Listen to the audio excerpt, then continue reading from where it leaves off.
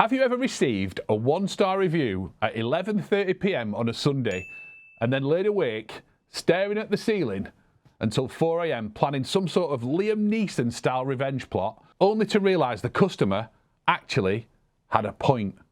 Let's talk about why you need to stop treating reviews like a personal insult and start treating them like free feedback. I'm Greg and this is Straight Talk.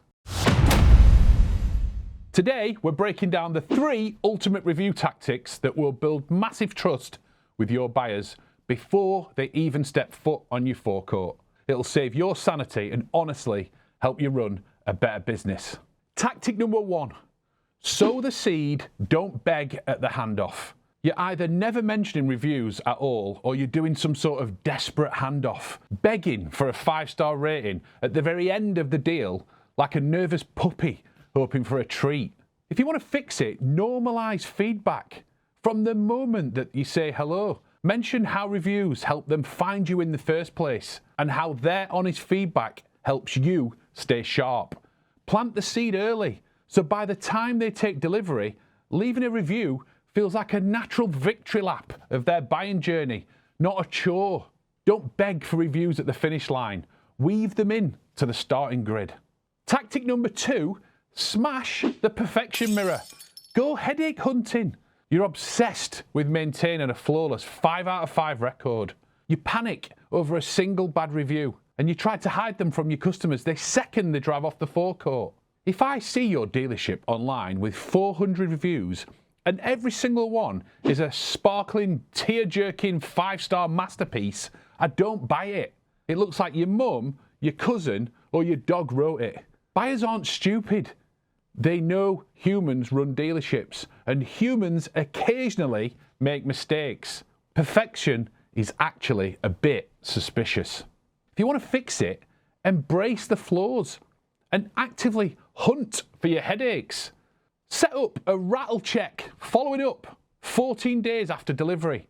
Go looking for those minor gripes proactively. It is infinitely cheaper to intercept a small issue over the phone than try and resolve a 1-star PR crisis on Google or Autotrader after it's gone live. If you do get a bad review, don't get defensive, get better. If one person says your parking is rubbish, they're grumpy. If 10 people tell you that your parking is rubbish, it's rubbish. Use it as free consulting. A perfect profile is suspicious. A fast resolution is magnetic. Tactic 3, spend your trust currency. You treat your hard-earned reputation, your high ratings and your highly rated badges like participation trophies and keep them tucked away. Earning a top-tier rating or a long-running trust badge and not showing it off is like training for a marathon, winning the gold medal and then keeping it in your sock drawer.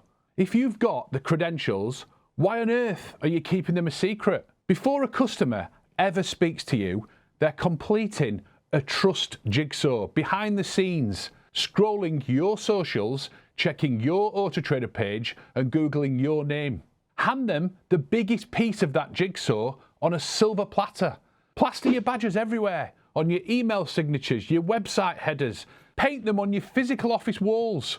Bring them up naturally in your sales conversations to help build that instant rapport. Your reviews do the heavy lifting before anybody comes in for a test drive.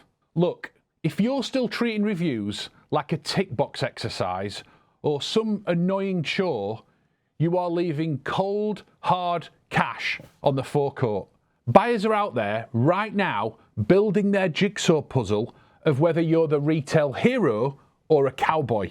Give them the pieces they need to buy from you. So here is my challenge to you for the next 48 hours.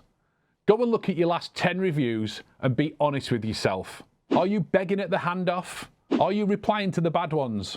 Are you actively flexing your wins on your website and around your building? Let me know your biggest review success stories or your absolute horror stories. I want to hear them all. Hit the subscribe button, turn on those notifications so you don't miss the next episode. And let's get your reputation working as hard as you do. I'm Greg, this is Straight Talk, and I'll see you on the next one.